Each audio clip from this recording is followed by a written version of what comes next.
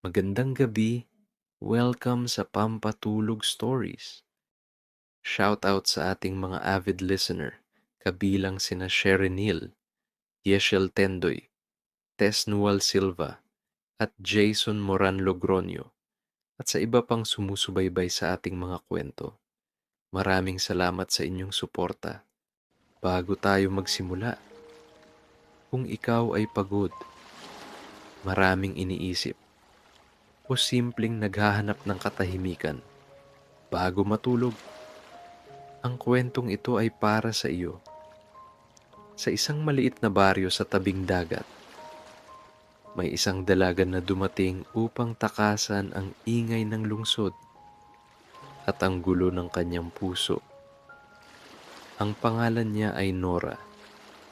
Sa bawat paglalakad niya sa buhangin, sa bawat haplos ng malamig na alon sa kanyang mga paa, unti-unti niyang matutuklasan ang mga lihim ng dagat, mga lihim tungkol sa buhay, sa pag-ibig, at sa kapayapaan ng puso. Kaya ngayon, humiga ka ng maayos, marahang ipikit ang iyong mga mata, at huminga ng malalim. Isipin mo ang malamig na hangin ng dagat, ang banayad na tunog ng mga alon, at ang tahimik na gabi sa isang baryong malayo sa lungsod.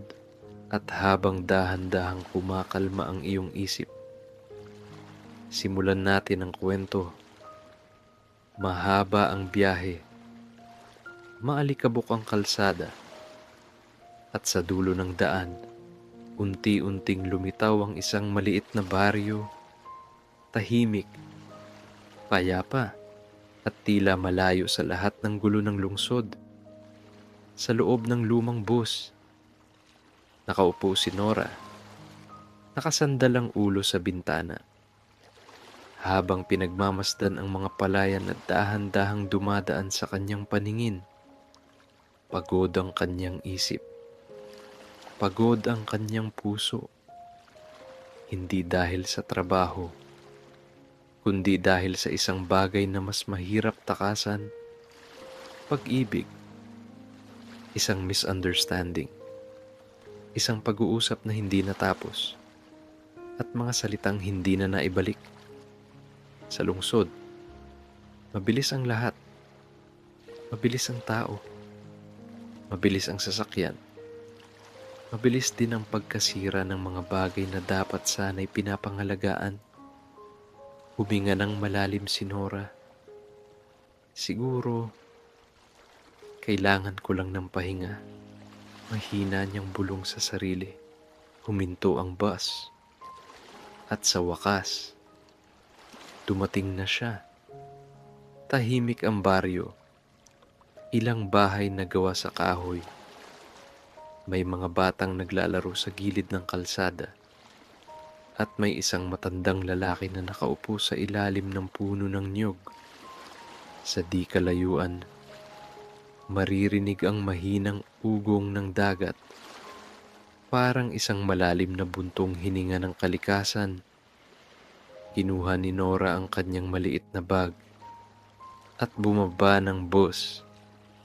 Mainit ang hangin, ngunit presko. Hindi tulad sa lungsod na may halong usok at ingay. Naglakad siya patungo sa maliit na bahay pahingahan na sinabi ng kaibigan niyang si Mila. Isang simpleng kubo, malapit sa tabing dagat. May maliit na balkonahe at bubong na pawid na sumasayaw sa hangin. Lumabas ang may-ari ng bahay, isang matandang babae na may mabait na ngiti. "Ay, ikaw na siguro si Nora?" tanong niya. "Opo," sagot ni Nora. Ngumiti ang matanda. "Ako si Aling Rosa. Dito ka na muna magpahinga. Tahimik dito." Minsan nga mas tahimik pa sa isip ng mga taong bagong gising. Napangiti si Nora sa sinabi nito. Pumasok siya sa loob ng maliit na kubo. Simple lang ang lahat. Isang kama, isang maliit na mesa, Isang bintanang nakaharap sa dagat, at nang buksan niya ang bintana, dumating ang malamig na simoy ng hangin. Kasama nito ang tunog ng alon, mahina, paulit-ulit, parang isang lumang kanta na hindi nagsasawang ulitin ng sarili. Umupo si Nora sa gilid ng kama. Tahimik ang paligid. Walang busina, walang trapiko, walang nagmamadaling tao. Tanging ang dagat lamang. Maya-maya, napansin niyang napapangiti siya. Hindi dahil masaya siya, kundi dahil sa unang pagkakataon matapos ang maraming linggo, parang gumaan ang kanyang dibdib. Lumabas siya ng kubo. Mabagal ang hakbang. Parang ayaw niyang gambalain ang katahimikan ng lugar. At sa harap niya, naroon ang dagat. Malawak. Kumikinang sa liwanag ng hapon at marahang hinahaplos ang buhangin. Lumapit siya sa dalampasigan at doon, sa unang pagkakataon, narinig niya ang malinaw na paghinga ng alon. Parang sinasabi nito, "Huminga ka rin."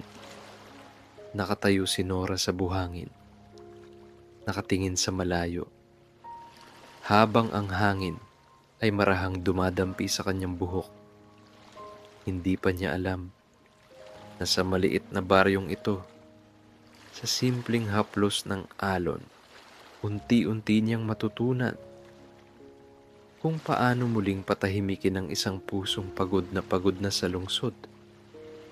Gabi na nang siya'y bumalik sa kubo, tahimik ang baryo. Ang mga ilaw ng bahay ay iilan lamang. Ang langit ay puno ng mga bituin. Humiga si Nora sa kama, bukas ang bintana, at mula rito, dumarating ang pamilyar na tunog ng dagat. Mahinang alon, paulit-ulit, marahang sumasayaw sa gabi. Pumikit siya, at sa unang gabi sa baryo, habang ang alon ay tila isang duyan ng katahimikan, unti-unting nakatulog si Nora. Mapusyaw pa ang langit. Halos hindi pa sumisilip ang araw. Ngunit nagising na si Nora. Tahimik ang kubo, at ang hangin ng umaga ay malamig at sariwa. Dahan-dahan siyang bumangon, nag-unat ng mga kamay, at lumapit sa bintana. Naroon pa rin ang dagat. Tahimik, mahinhin, parang hindi kailanman nagmadali. Huminga siya ng malalim. Ang simoy ng hangin ay may halong amoy ng alat ng dagat. Isang amoy na kakaiba sa lungsod, ngunit kakaibang nakakapagpagaan ng pakiramdam. Lumabas siya ng kubo. Malamig pa ang buhangin sa paa. Sa di kalayuan, may ilang bangka na nakahiga sa dalampasigan. Tila mga pag-uod na manlalakbay na nagpapahinga matapos ang mahabang gabi. Naglakad si Nora. Mabagal lamang. Walang patutunguhan. Walang hinahabol na oras. Sa lungsod, ang bawat hakbang ay may dahilan. Papunta sa trabaho, papunta sa meeting, papunta sa kung saan man na kailangang puntahan. Ngunit dito, ang paglalakad ay simpleng paglalakad lamang. Habang naglalakad siya sa basang buhangin, dumating ang maliliit na alon. Marahan nitong hinaplos ang kanyang mga paa. Napahinto siya. Malamig ang tubig, ngunit hindi nakakagulat. Parang isang tahimik na pagbati ng dagat. Napangiti siya. At sa sandaling iyon, may narinig siyang mahina na tahol. Arf! Napalingon siya. Isang maliit na aso ang nakatingin sa kanya. kulay kayumanggi, medyo gusgusin, at may ekspresyon na parang may mahalagang misyon. Lumapit ito kay Nora, umupo sa buhangin, at tumingin sa kanya. "Hello," sabi ni Nora. Tahimik ang aso. Pagkatapos, tumayo ito at nagsimulang maglakad sa tabi niya. Napatawa si Nora. "Ah, may kasama na pala akong tour guide." Naglakad sila sa dalampasigan. Si Nora at ang aso na tila seryoso sa kanyang trabaho bilang tagasunod. Minsan nauuna ang aso. Minsan nahuhuli. Pero hindi ito umaalis. Maya-maya, napansin ni Nora ang isang matandang lalaki sa malayo. Nakaupo ito sa isang maliit na bangka, inaayos ang lambat. Habang papalapit siya, napansin ng matanda ang aso.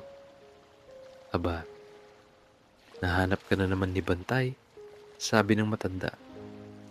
Napangiti si Nora. "Sa akin po ba talaga siya nakadikit?" Tumawa ang matanda. "Huwag kang mag-alala. Ganyan talaga yan.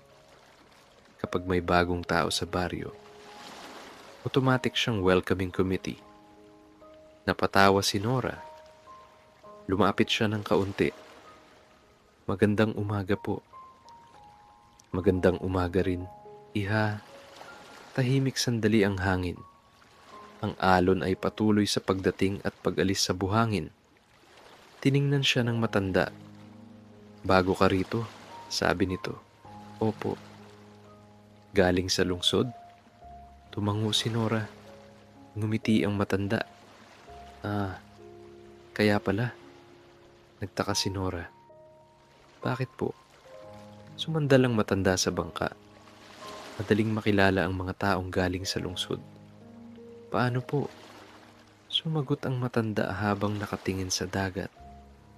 "Kasi pagdating nila dito, naglalakad sila na parang may hinahanap."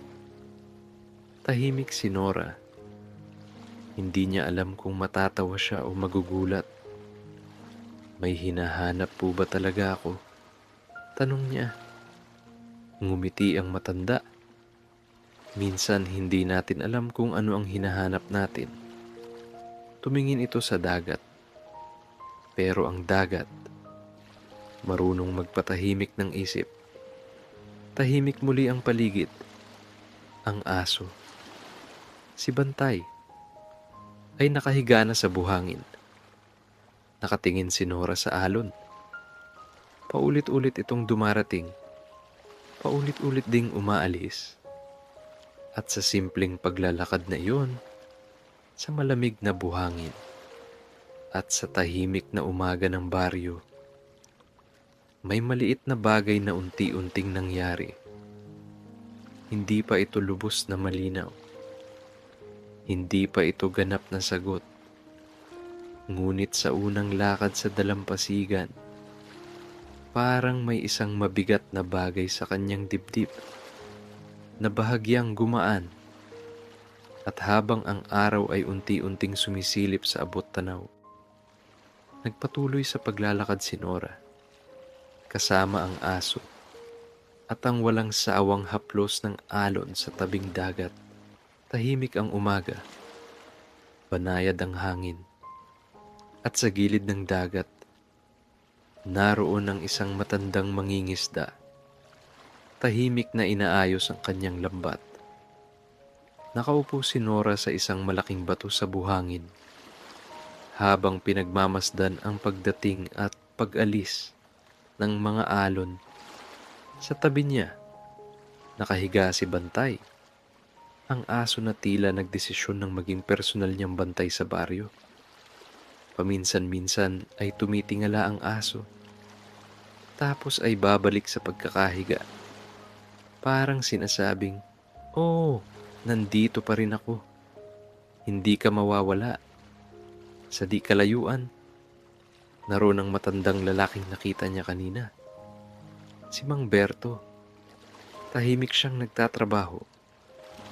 Maingat na hinihiwalay ang buhol-buhol na lambat Ngunit hindi nagtagal. Nagsalita ito. Alam mo, iha, huminto si Nora sa pagtingin sa dagat.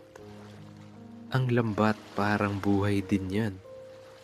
Napalingon siya. Paano po? Tanong niya.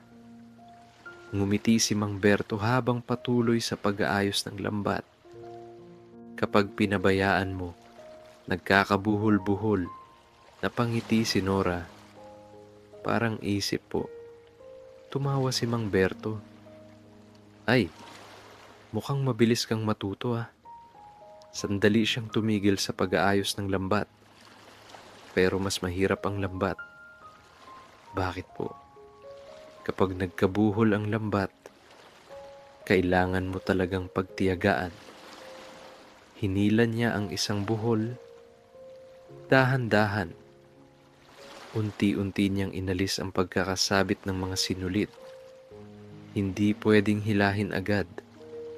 Tahimik si Nora habang pinagmamasdan ng matanda. Parang may natututunan siya sa simpleng ginagawa nito. Maya-maya, tumayo si Mang Berto.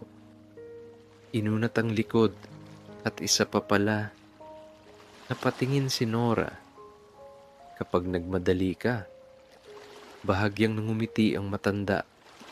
Lalo lang lumalala ang buhol. Napabuntong hininga si Nora. Hindi niya alam kung bakit. Pero parang tinamaan siya sa sinabi nito. Parang ang lambat ay ang kanyang puso. At ang mga buhol ay ang mga hindi nasabi, hindi na ipaliwanag, at hindi na naayos na mga salita. Napansin ito ni Mang Berto. May iniisip ka ah? Humiling si Nora. Wala po. Konti lang. Tumawa ang matanda. Karamihan sa konti lang. Yan ang pinakamabigat. Napatawa si Nora. Ganun po ba talaga? Sigurado. Umupo muli si Mang Berto sa bangka. Alam mo, iha, sa tagal kong nangingisda, tumingin siya sa dagat. Natutunan ko na ang dagat. Parang tao rin. Paano po? Minsan kalmado.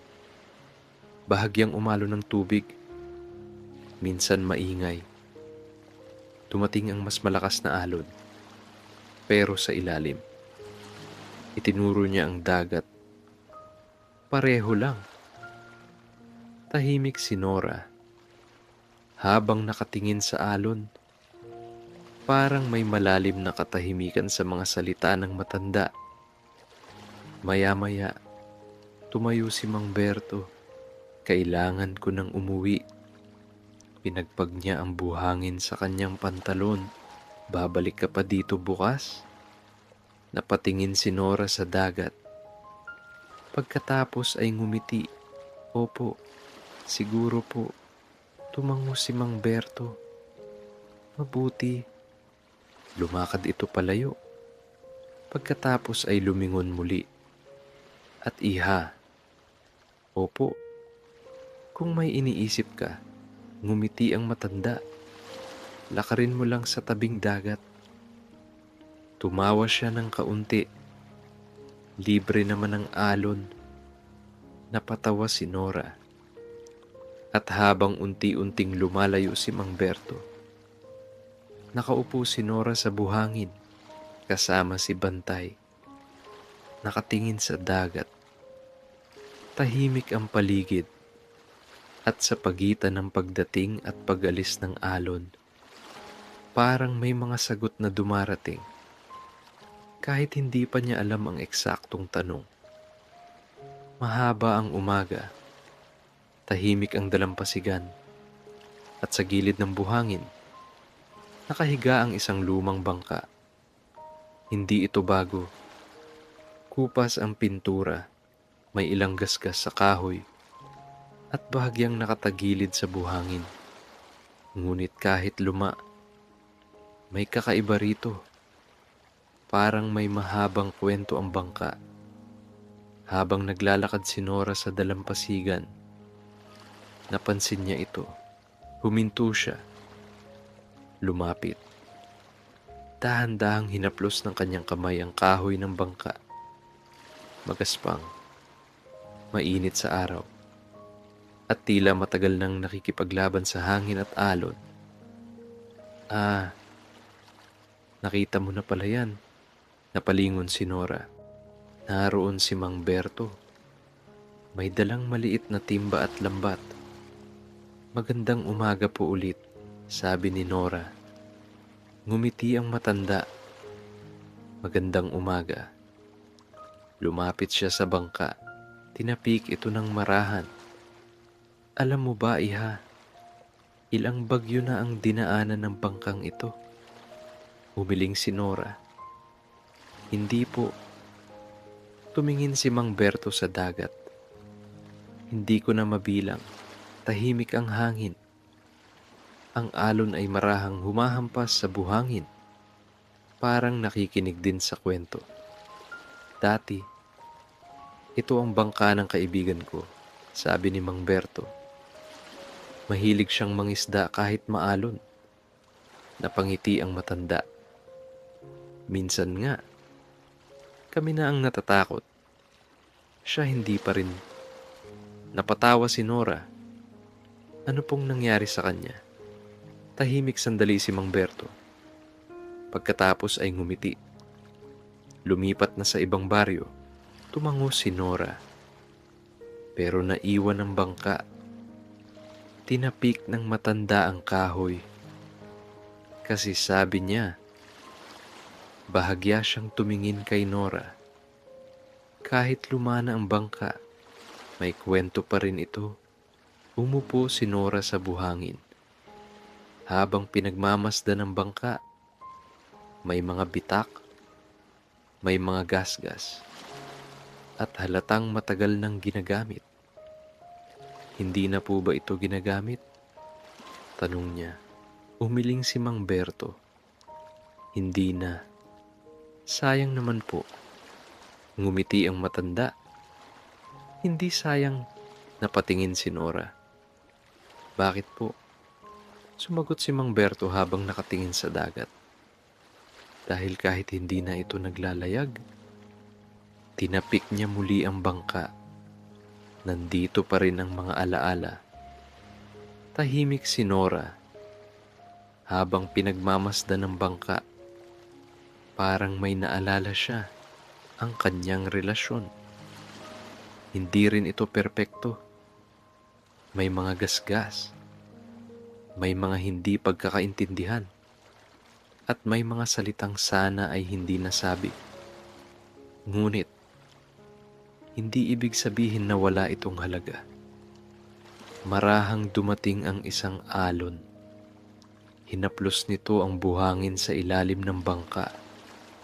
Parang sinasabi na kahit may mga sugat ang kahoy, kaya pa rin nitong humarap sa dagat.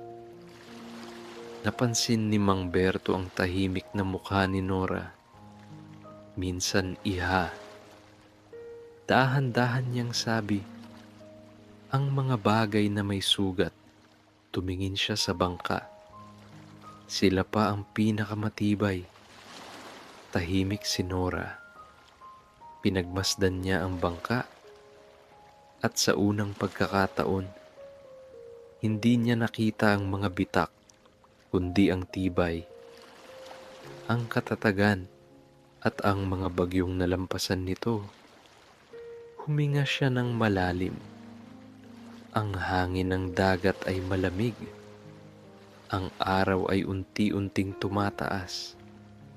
At sa simpleng kwento ng isang lumang bangka, parang may maliit na bagay sa puso ni Nora na nagsimulang maghilom. Sa gilid ng dagat, sa tahimik na baryo, at sa pagitan ng pagdating at pag-alis ng alon, unti-unting natutunan ni Nora na ang mga sugat ng buhay ay hindi palaging katapusan. Minsan, simula lamang sila ng mas matibay na paglalayag Mahinahon ang umaga, malamig ang hangin, at sa malawak na dalampasigan, unti-unting gumigising ang baryo.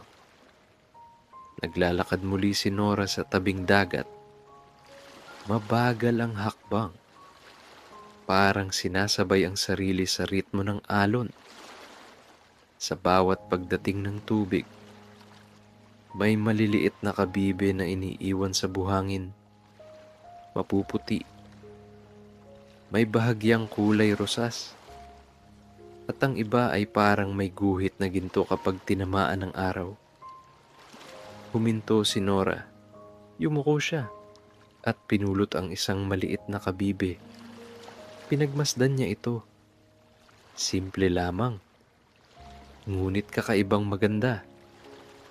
Habang hawak niya ang kabibe, may narinig siyang munting boses. "Miss, huwag niyo pong kunin lahat." Napalingon si Nora. Sa di kalayuan, may isang batang lalaki na nakaluhod sa buhangin. May dala itong maliit na lata at mukhang abalang-abala sa pamumulot ng kabibe. Lumapit si Nora. "Bakit?" Tanong niya habang nakangiti. Tumayo ang bata.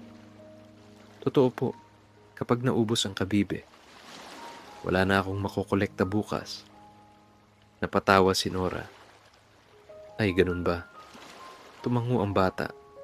"Kolektor po kasi ako." "Kolektor?" "Opo."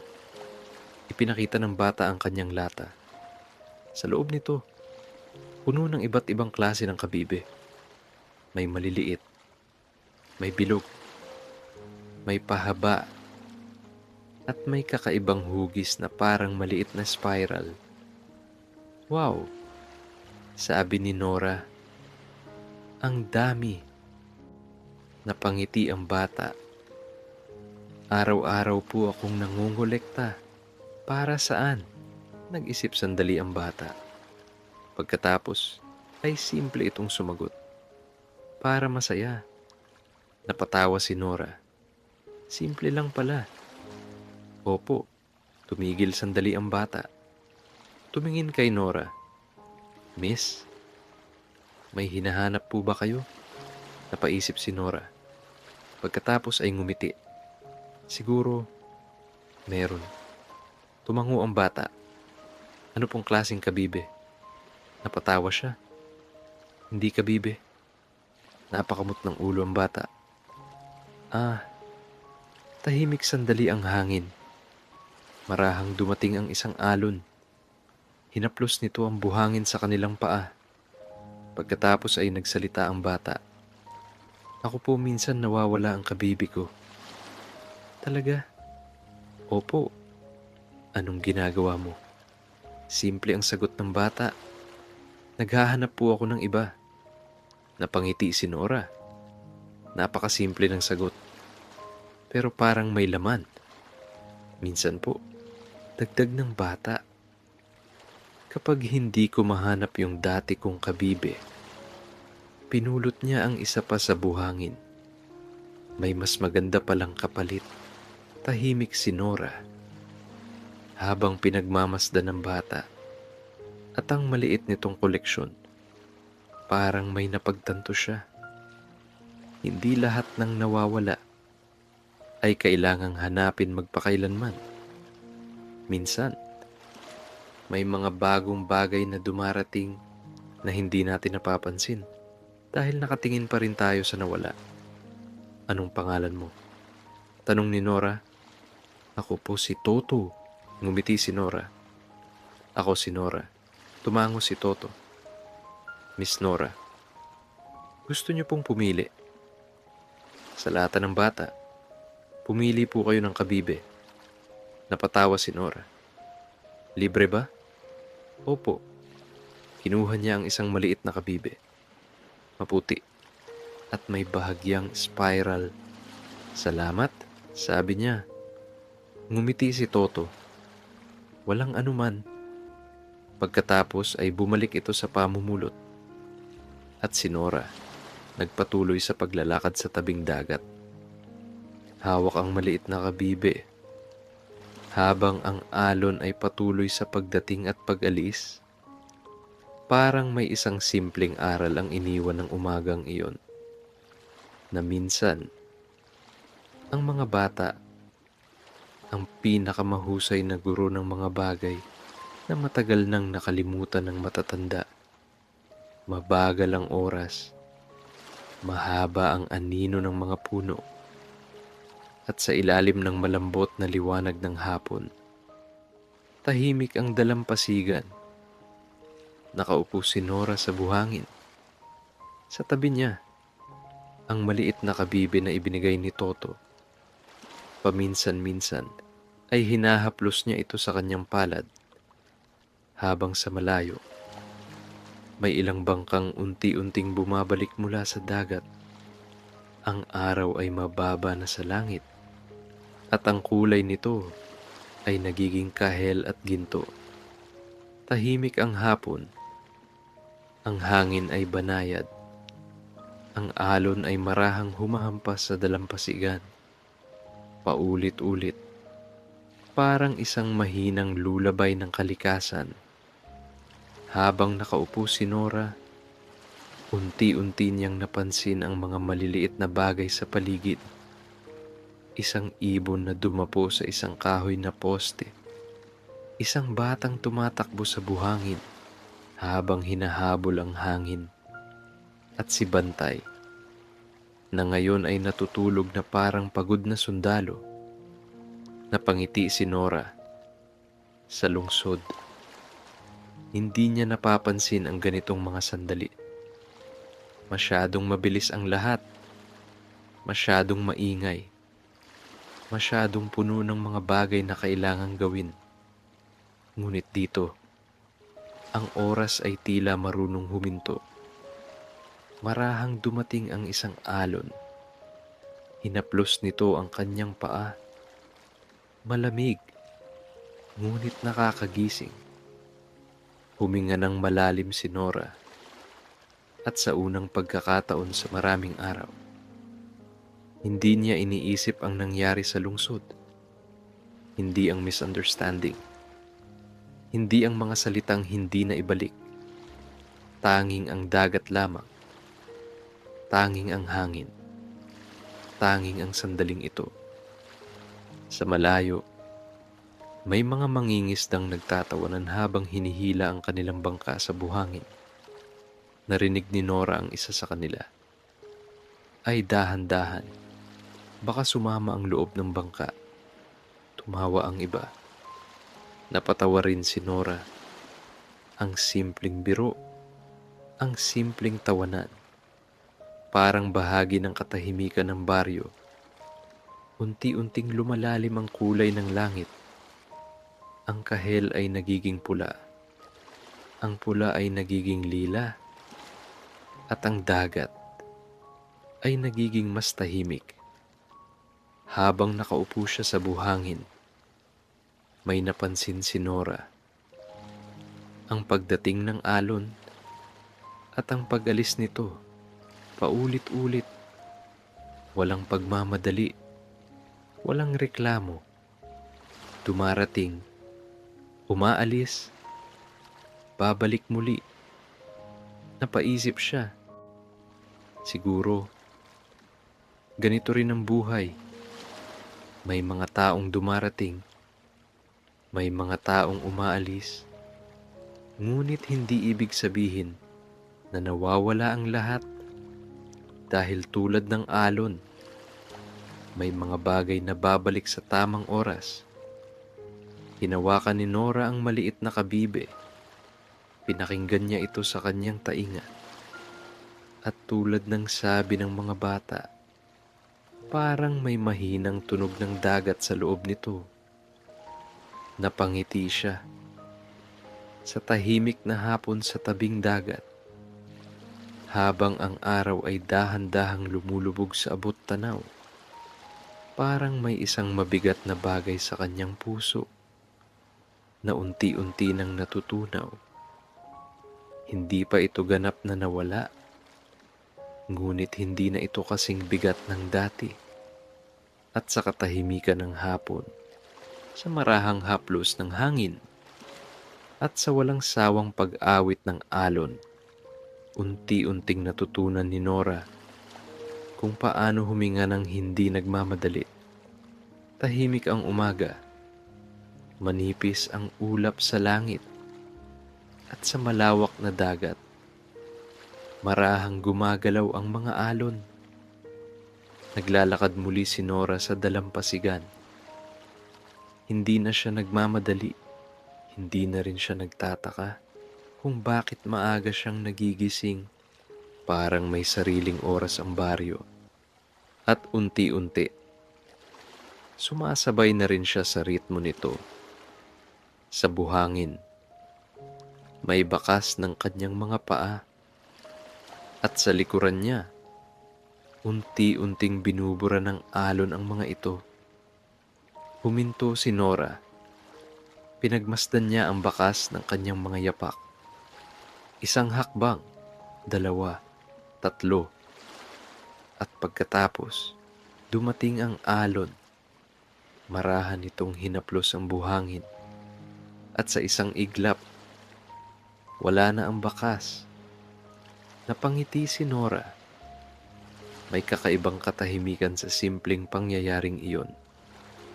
Sa tabi niya, si Bantay ay naglalakad din. Paminsan-minsan ay sumusunod sa alon. Minsan naman ay biglang hahabulin ng sariling buntot.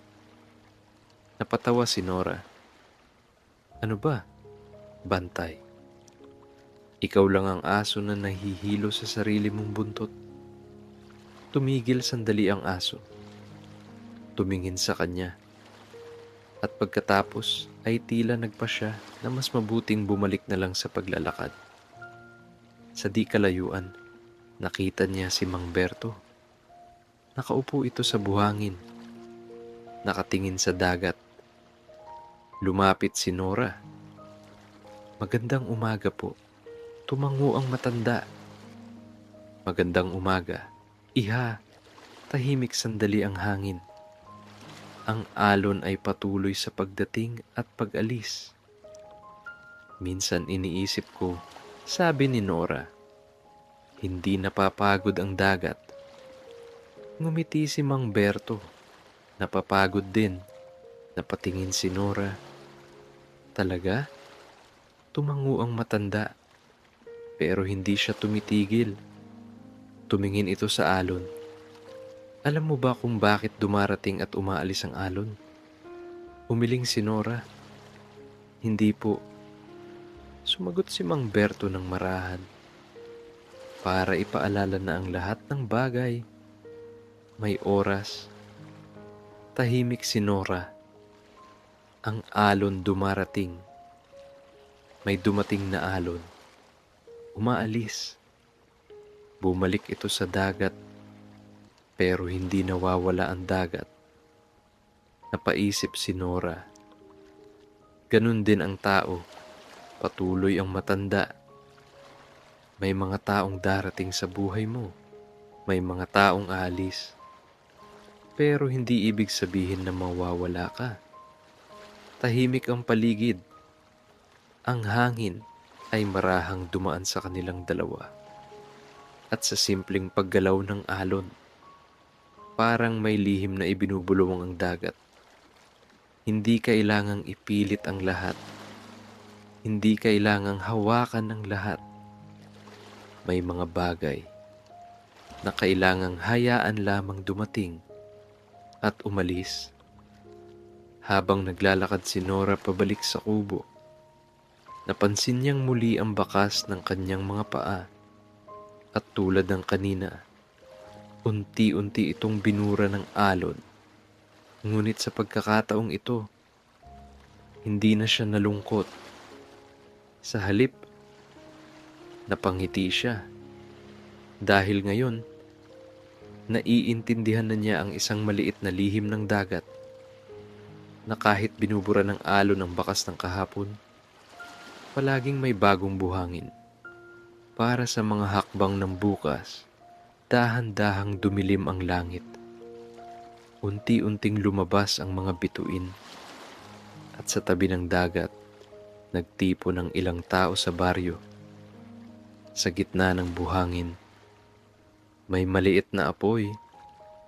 Hindi ito malaking bonfire, isang simpleng siga lamang na nagbibigay ng kaunting liwanag sa madilim na gabi.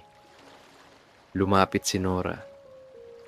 Naroon si Mang Berto, si Aling Rosa, at ilang mangingisdang kakauwi lang mula sa dagat. "Ay, Nora," sabi ni Aling Rosa. "Halika dito." Lumapit siya. "May salo-salo lang kami. Simpleng pagkain lang. Sa isang maliit na mesa na gawa sa kahoy. May inihaw na isda, may kanin, at may mainit na sabaw." Napangiti si Nora. "Ang bango po." Tumawa si Mang Berto. "Mas masarap yan kapag gutom ka." Napatawa si Nora. Umupo siya sa isang maliit na bangko. Sa tabi niya, nakahiga na naman si Bantay. Parang siya ang opisyal na tagabantay ng salo-salo. Habang kumakain sila, may mga simpleng kwento ang mga mangingisda. Minsan, sabi ng isa, "Nahuli ko ang pinakamalaking isda sa buhay ko." "Gaano kalaki?" tanong ng isa. Ipinakita ng mangingisda gamit ang dalawang kamay. Halos kasing haba ng kanyang katawan. Tumawa si Mang Berto. "Ay, baka naman sa panaginip mo lang yan." Napatawa ang lahat. Umiling ang mangingisda. "Hindi ah, totoo yun." "Nasaan ang isda?" Nag-isip sandali ang lalaki. Nakawala." Mas malakas ang tawanan. Napatawa rin si Nora. Ang mga kwento ay simple. Ang mga biro ay simple rin. Ngunit may kakaibang init sa kanilang tawanan. Walang nagmamadali. Walang nagmamadaling umuwi. Sa gitna ng gabi, habang ang dagat ay patuloy na umaawit sa malayo. Parang ang baryo ay isang malaking pamilya. Maya-maya, tumingin si Mang Berto kay Nora. "Kumusta ka na, iha?" Napaisip siya sandali. Pagkatapos ay ngumiti. "Mas magaan na po." Tumango ang matanda. "Sabi ko na nga ba, bakit po?"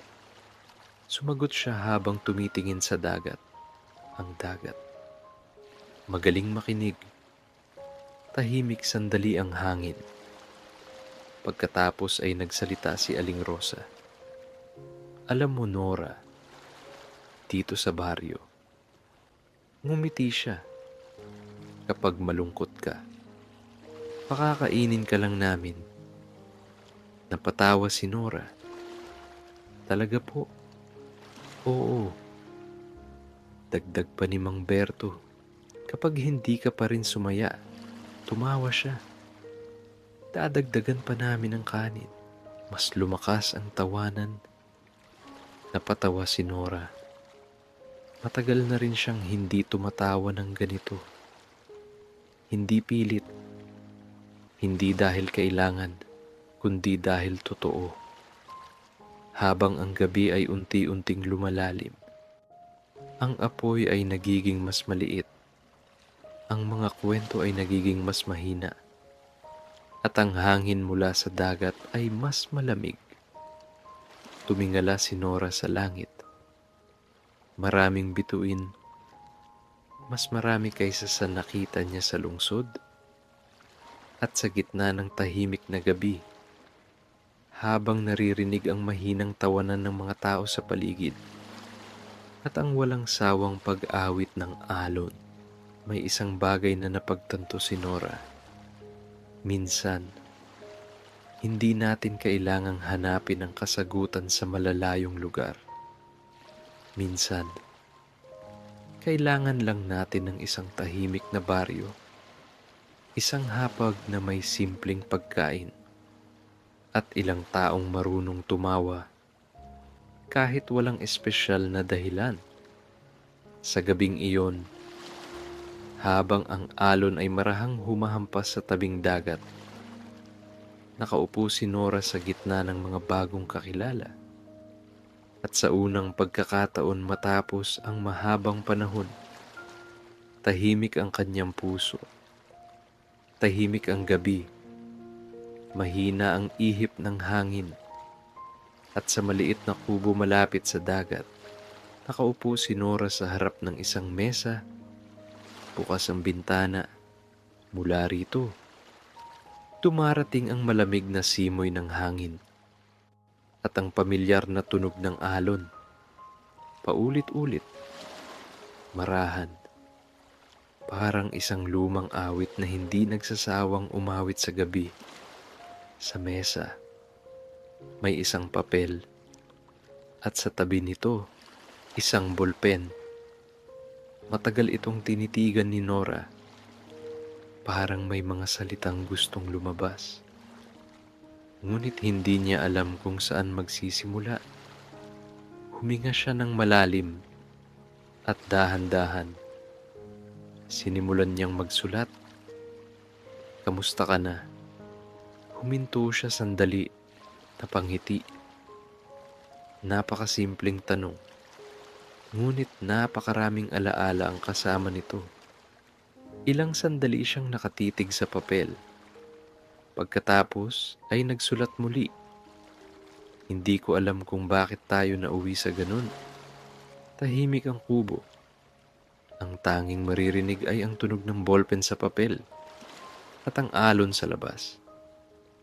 Minsan iniisip ko kung sana mas mahinahon ako. Minsan iniisip ko rin kung sana mas nakinig ka. Huminto si Nora. Tumingin sa bintana. Ang dagat ay madilim. Ngunit maririnig pa rin ang paghinga nito. Marami akong gustong sabihin noon, pero hindi ko nasabi. Napabuntong hininga siya. May ilang sandaling tahimik lamang siya. Nakatingin sa papel. Pagkatapos ay nagsulat muli. Pero ngayon, naiintindihan ko na hindi lahat ng bagay ay kailangang ipilit. Hindi lahat ng pag-uusap ay kailangang tapusin. Tumigil muli si Nora. At sa pagkakataong ito, hindi siya nalungkot. Sa halip, parang may katahimikan sa kanyang dibdib. Tinapos niya ang sulat. Hindi ito mahaba. Hindi rin ito puno ng drama. Simple lamang. Isang paalam, isang pag-unawa, at isang tahimik na pasasalamat. Matagal niya itong tinitigan. Pagkatapos, maingat niyang tinupi ang papel. Ngunit hindi niya ito inilagay sa sobre. Hindi rin niya hinanap ang address. Sa halip, inilagay niya ang sulat sa loob ng isang maliit na libro sa mesa. Doon ito mananatili. Hindi para ipadala, kundi para ipaalala. Na minsan, hindi natin kailangang marinig ang sagot ng ibang tao para maintindihan ang sarili nating puso. Lumapit si Nora sa bintana. Pinagmasdan niya ang dagat sa dilim. Tahimik ang gabi. Ang alon ay patuloy sa pagdating at pag-alis. At sa simpleng gabing iyon, sa isang sulat na hindi ipinadala, parang may isang bahagi ng kanyang puso na sa wakas, natutong magpatawad. Umagang tahimik, malamig ang hangin, at sa tabing dagat, muling naglalakad si Nora sa buhangin. Mapusyaw pa ang langit. Ang araw ay hindi pa ganap na sumisilip sa abot tanaw. Ngunit ang dagat ay gising na. Marahang dumadating ang mga alon. Hinahaplos ang buhangin. At pagkatapos, bumabalik muli sa malawak na tubig. Naglalakad si Nora, mabagal lamang. Sa bawat hakbang, nararamdaman niya ang malamig na buhangin sa kanyang paa. Sa tabi niya, naroon si Bantay, tahimik na sumusunod. Parang matagal na silang magkaibigan. Sa di kalayuan, may isang maliit na bangka sa buhangin. Ang parehong bangka na minsang pinagkwentuhan ni Mang Berto. Luma, may gasgas, ngunit matibay pa rin. Napangiti si Nora. Habang naglalakad siya, napansin niyang muli ang bakas ng kanyang mga paa sa buhangin. Isang hakbang, dalawa, tatlo, at tulad ng dati, dumating ang alon. Marahan nitong binura ang mga bakas. Ngunit sa pagkakataong ito, hindi na siya nagulat. Hindi na rin siya nalungkot. Sa halip, tahimik lamang siyang nakangiti. Dahil ngayon, naiintindihan na niya. Ang alon ay hindi kaaway ng bakas ng paa. Hindi nito binubura ang nakaraan. Pinapaalala lamang nito na ang buhay ay patuloy na gumagalaw. Huminto si Nora, tumingin sa dagat. Malawak. Kumikinang sa unang liwanag ng umaga. Huminga siya ng malalim. Ang hangin ay sariwa. Ang dibdib niya ay magaan. Hindi dahil nawala ang lahat ng problema, kundi dahil natutunan niyang hindi kailangang dalhin ang lahat ng bigat. Sa likuran niya, unti-unting gumigising ang baryo. May mga bangkang naghahanda na muling pumalaot. May mga taong naglalakad sa dalampasigan. At sa simpleng umagang iyon, parang nagsisimula ang panibagong araw. Nagpatuloy sa paglalakad si Nora, habang ang alon ay patuloy sa pagdating at pag-alis. At sa bawat haplos ng tubig sa buhangin, parang may isang tahimik na mensahe ang dagat, na ang buhay, tulad ng alon, ay may sariling ritmo. Minsan maalon, minsan payapa, ngunit palaging nagpapatuloy. At sa maliit na baryo sa tabing dagat, sa pagitan ng hangin, buhangin, at tubig, natutunan ni Nora na minsan ang pinakamahalagang bagay na kailangan ng puso ay hindi sagot, kundi kapayapaan. Sa haplos ng alon sa tabing dagat, natagpuan niya ito. At sa tahimik na baryo sa tabing dagat, natutunan ni Nora na ang buhay ay parang alon. Minsan maingay, minsan magulo, minsan tila walang direksyon. Ngunit tulad ng dagat, palaging may katahimikan sa pagitan ng mga alon. Habang ang hangin ay marahang humihip at ang alon ay patuloy na humahaplos sa buhangin, unti-unting gumaan ang puso ni Nora. At marahil, habang pinapakinggan mo ang kwentong ito, unti-unti ring gumagaan ang iyong isip. Kaya ngayon, hayaan mong pumikit ang iyong mga mata. Hayaan mong bumagal ang iyong paghinga. At hayaan mong dalhin ka ng katahimikan ng dagat sa isang mahimbing na tulog. Magandang gabi.